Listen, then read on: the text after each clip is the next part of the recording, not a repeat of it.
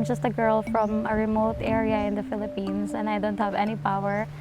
And I wasn't expecting that people would be interested in my story.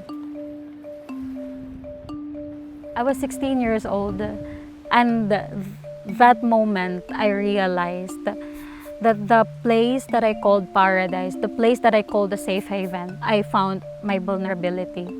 And from that vulnerability, it urges me to do something that I don't want to feel, just to feel like a victim.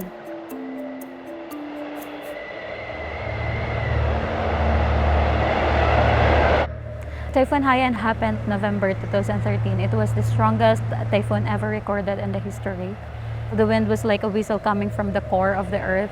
The water was already high and it was coming to our evacuation center.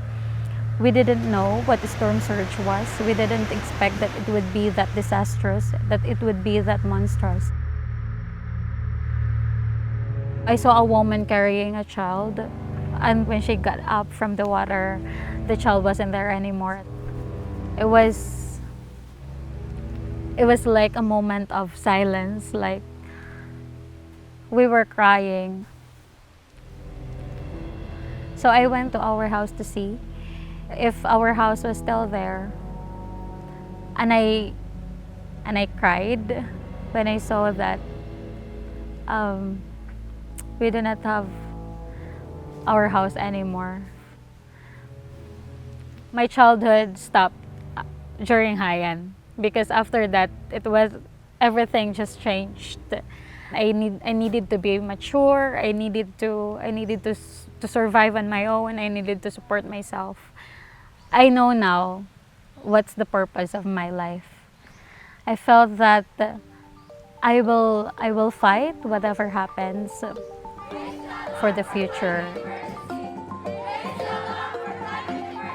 Depuis 2 ans, elle est devenue l'ambassadrice de son pays vulnérable au typhon. The president of France invited me to talk during the first day of COP21 in Paris. Actually, I felt empowered because I didn't expect that the leaders would really listen to my story. You should never underestimate your power to make a change, even though you're only one. I am the founder of Youth Leaders Environmental Action Federation. We're the first organization who organized the climate strike in Tacloban last May 24, and we have again participated September 20, 2019 in the global climate strike. We have just concluded the climate strike here in Tacloban. We have successfully submitted the petition to our city councilor, Jaime Grefio. Next week, they will have the first hearing for the resolution to make Tacloban plastic-free and declare climate emergency in Tacloban.